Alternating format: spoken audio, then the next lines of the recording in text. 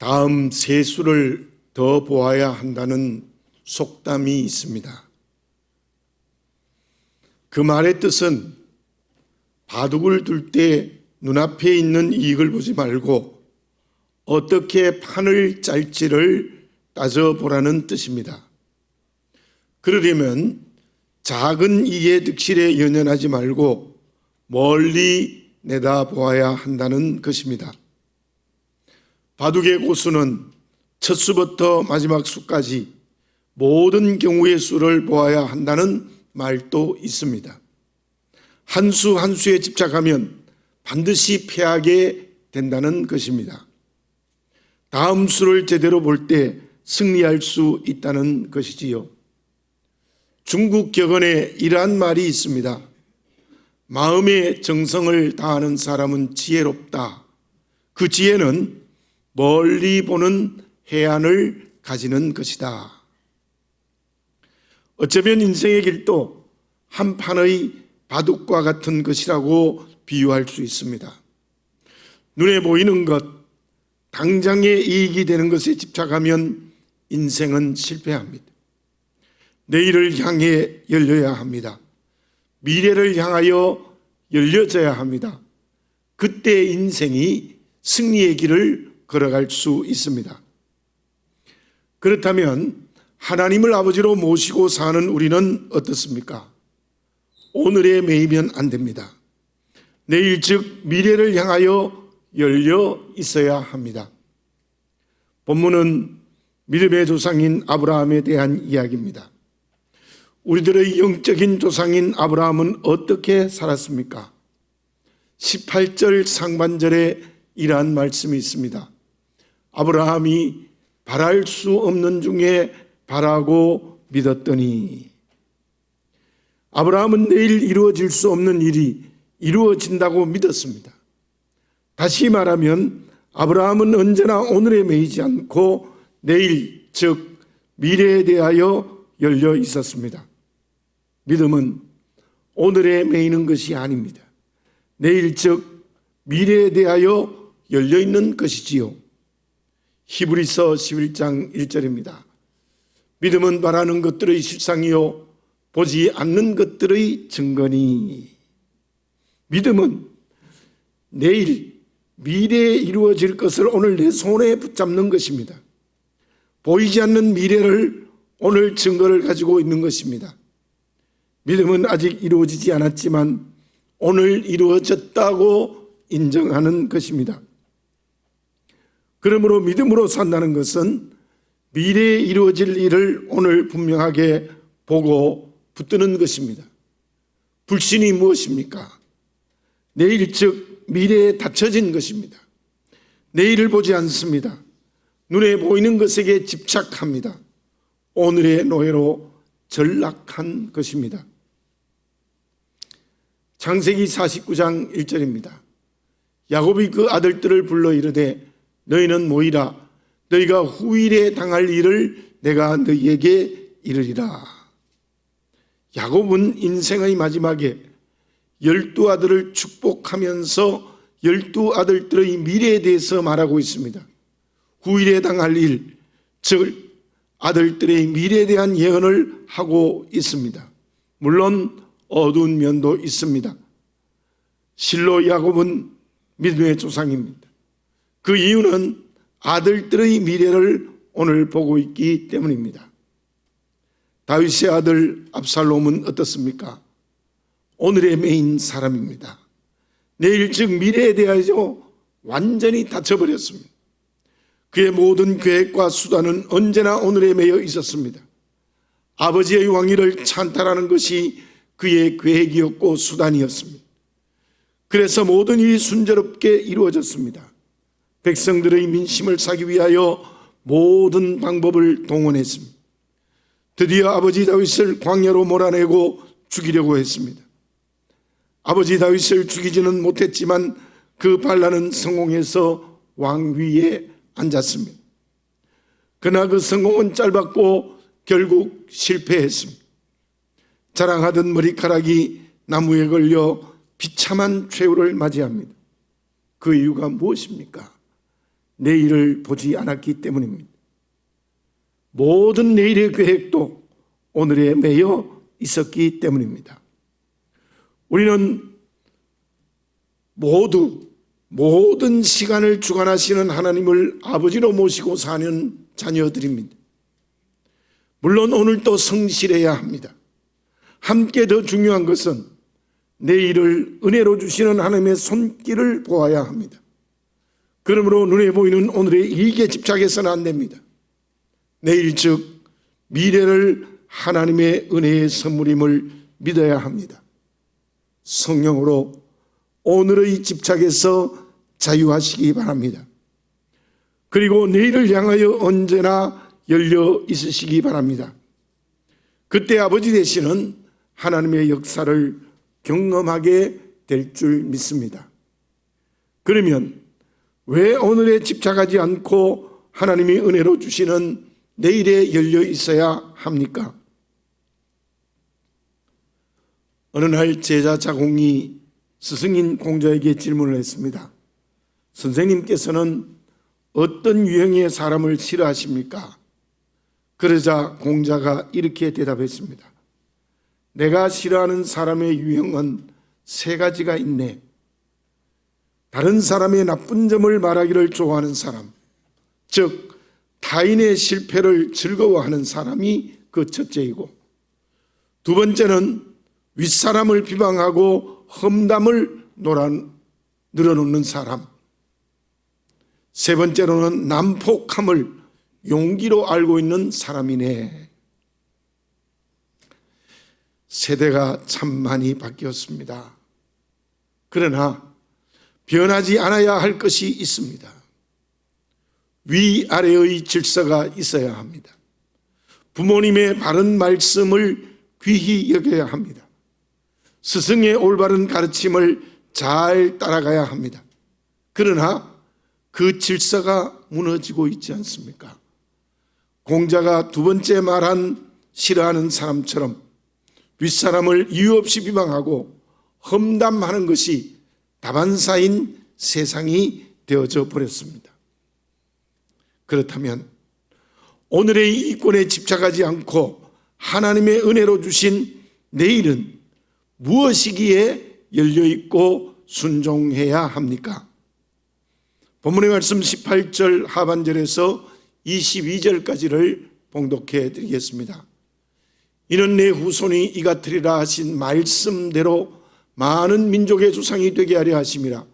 그가 백세나 되어 자기 몸이 죽은 것 같고 사라의 태가 죽은 것 같음을 알고도 믿음이 약하여지지 아니하고 믿음이 없어 하나님의 약속을 의심하지 않고 믿음으로 견고하여져서 하나님께 영광을 돌리며 약속하신 것을 또한 능히 이루실 줄을 확신하였으니 그러므로 그것이 그에게 의로 여겨졌느니라. 18절에 보면 말씀대로라는 말이 있습니다.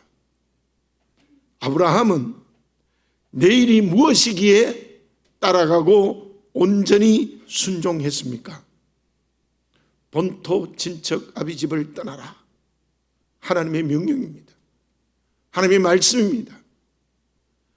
그 내일은 아브라함의 안개와 같은 것이었지만 그대로 순종하여 본토 친척 아비집을 떠났습니다.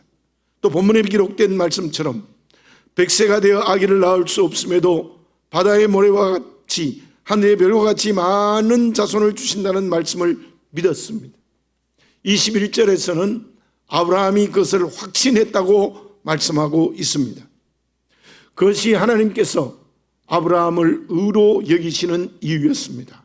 뿐만 아니라 당대에 이루어지지는 않았지만 가나안 약속을 주신다는 하나님의 말씀도 확실하게 믿었습니다.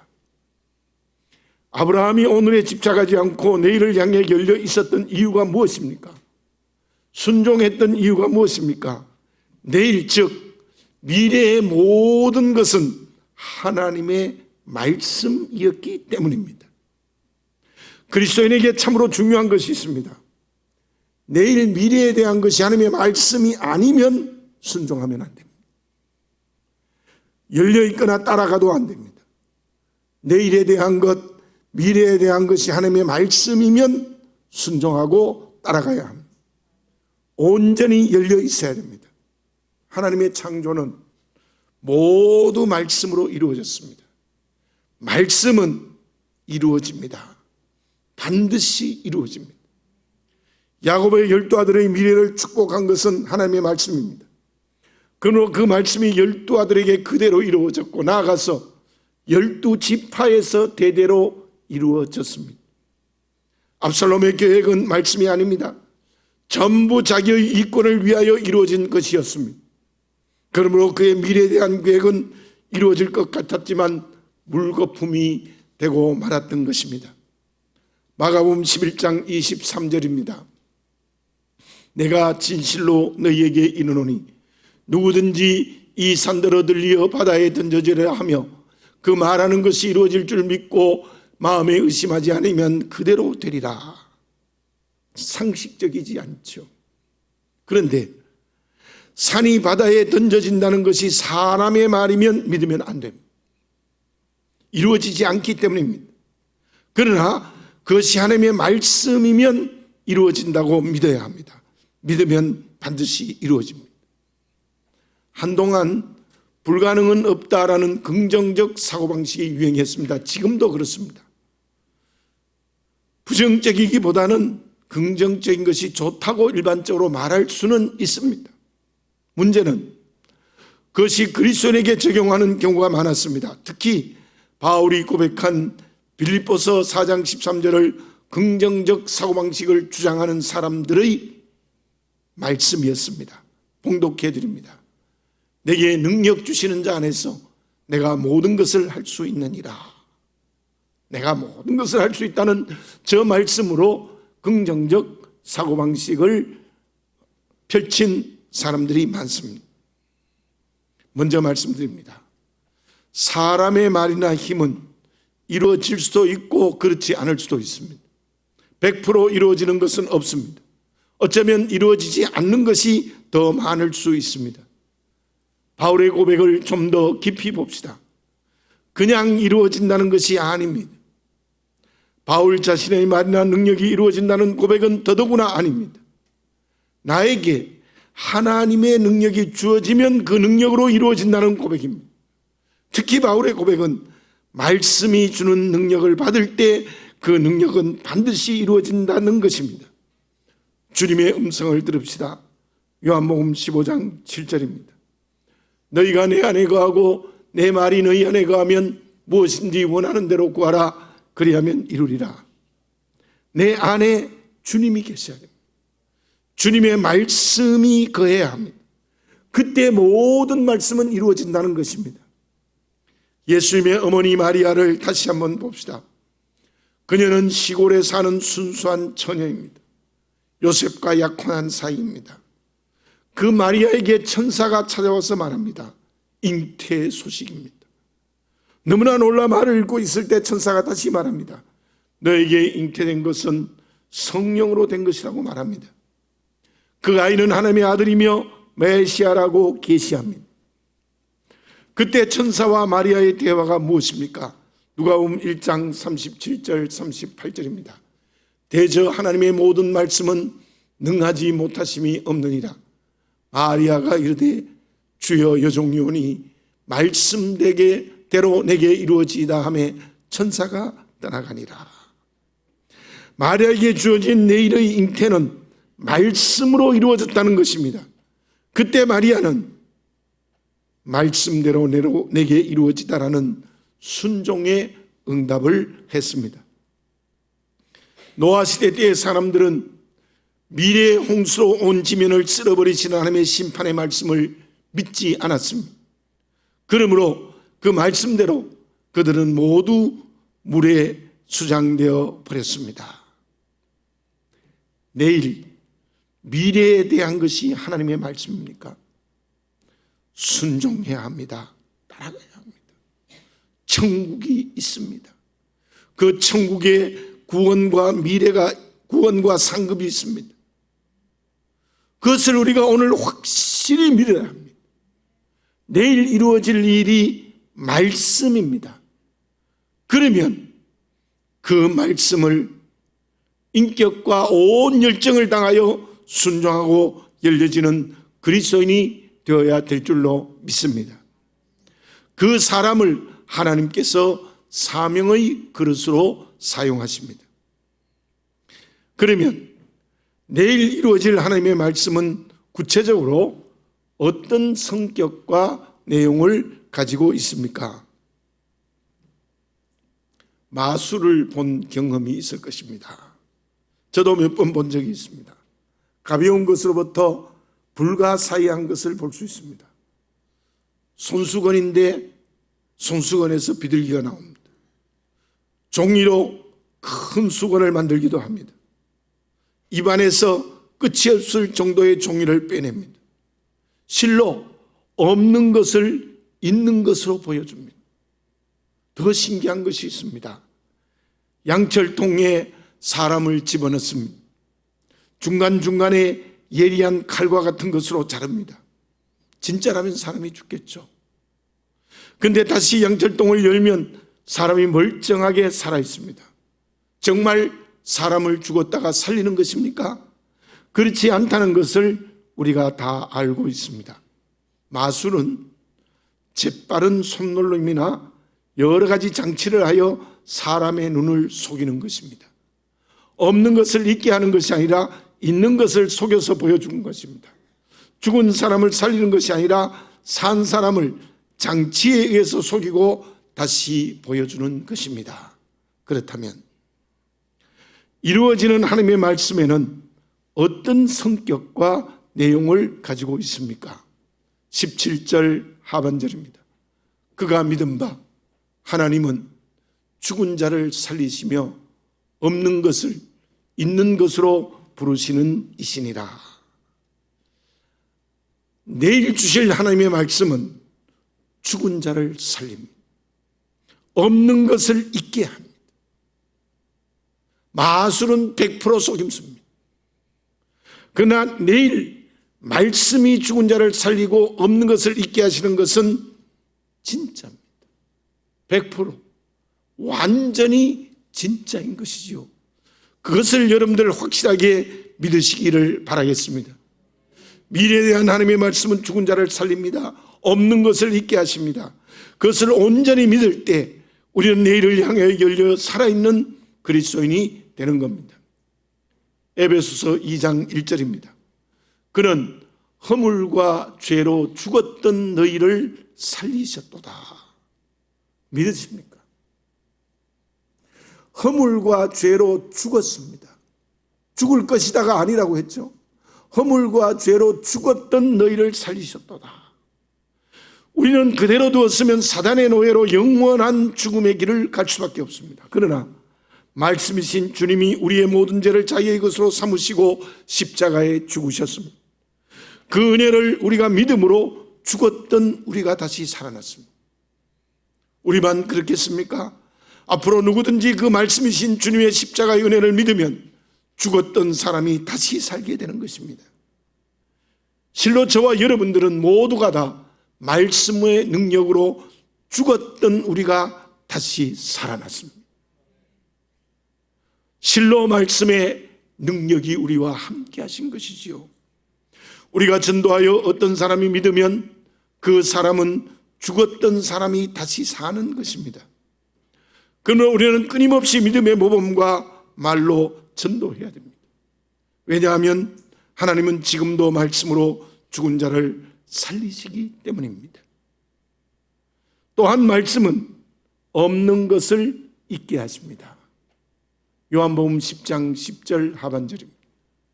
내가 온 것은 양으로 생명을 얻고 더 풍성히 얻게 하려는 것이라.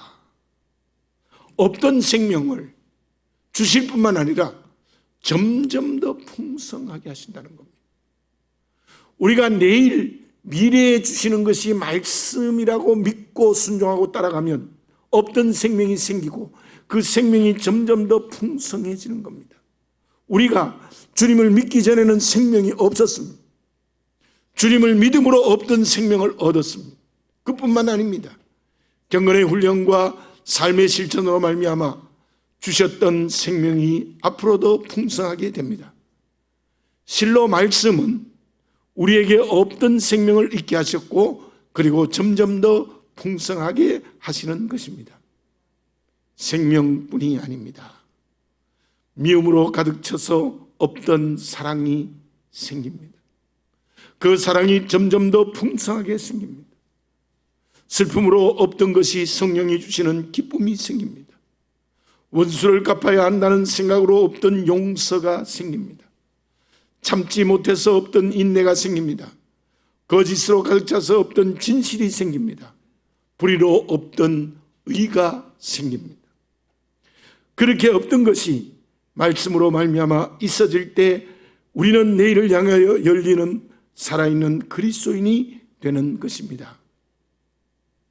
예수님은 죽은 지 나흘이 된 나사로를 살리셨습니다. 어떻게 살리셨습니까? 말씀으로 살리셨습니다. 요한복음 11장 43절 44절입니다.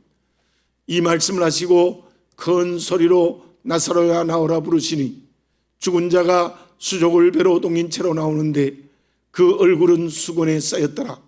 예수께서 이르시되 풀어놓아 다니게 하라 하시니라. 주님의 말씀 외에는 그 누구도 그 무엇도 죽은 사람을 살 수 없습니다. 주님은 말씀으로 지금도 죽은 자를 살리시고 계시는 줄 믿습니다. 주님은 지금도 말씀으로 죽은 자를 살리십니다.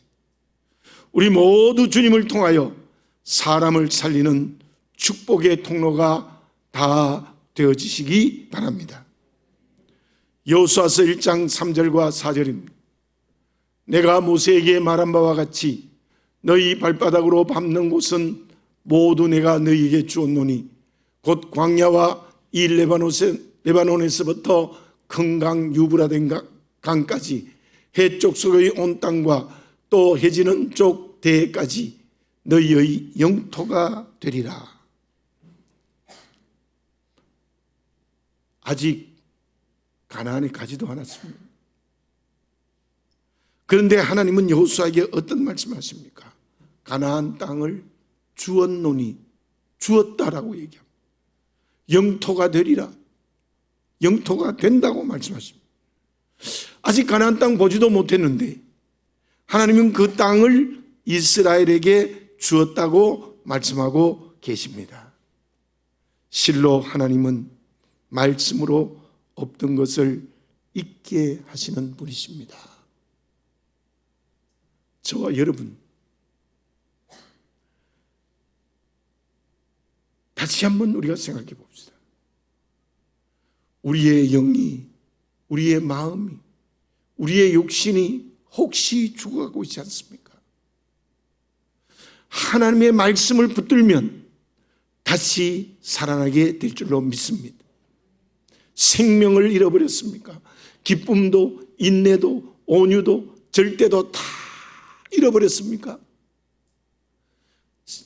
하나님의 말씀을 순종하고 따라가고 전인격적으로 그 말씀을 붙들면 그 없던 것이 있게 되는 성령의 역사가 우리에게 임재될 줄 믿습니다. 사랑하는 교우 여러분, 내일 주시는 말씀에 열려 있어야 합니다. 닫혀 있으면 안 됩니다. 아버지 되시는 하나님은 어제와 오늘의 나와 하나님이십니다. 마찬가지로 나에게 내일, 즉 미래의 하나님이십니다. 그러므로 우리에게는 내일 주시는 말씀이 있습니다. 그 말씀에 순종해야 합니다. 따라가야 됩니다. 그러기 위하여 오늘 본문에 기록된 대로 그 말씀을 온전히 믿어야 합니다. 불순종하면 안 됩니다. 돌아서도 안 됩니다. 불신해도 안 됩니다. 왜냐하면 그 말씀은 죽은 자를 살리고 없는 것을 있게 하기 때문입니다. 그러면 결과는 어떻습니까? 아브라함은 없던 이삭을 아들로 얻었습니다. 아브라함 대해서는 그 아들 하나를 얻었지만 결국 그로 인하여 하늘의 별보다도 많고 바다의 모래보다도 많은 사람들의 믿음의 조상이 되었죠. 저와 여러분들의 영적 믿음의 조상도 아브라함입니다. 그렇습니다. 마리아의 고백처럼 그 말씀은 반드시 나에게, 우리에게, 교회에게 이루어집니다. 마리아에게는 그 말씀이 이루어져서 예수 그리스도가 탄생하시는 놀라운 역사가 일어났습니다. 아브라함에게만 그 말씀이 이루어지겠습니까? 마리아에게만 그 말씀이 이루어지겠습니까? 저와 여러분들이 진정으로 우리의 미래에 대한, 내일에 대한 것이 하나님의 말씀이면 확실히 믿고 따라가고 순종하고 믿음에 굳게 서 있으면 아브라함에게 이루어졌던 놀라운 축복의 역사가 우리에게도 이루어질 줄 믿습니다. 마리아에게 이루어졌던 그 역사 우리에게 이루어질 줄 믿습니다. 그것은 진정 내일을 향하여 열려진 그리스도인에게 주어지는 축복입니다. 내일을 향하여 열려지고 있습니까? 특별히 어둡고 힘든 이 세대이기 때문에 절망하고 다치지 않았습니까? 기도드리겠습니다.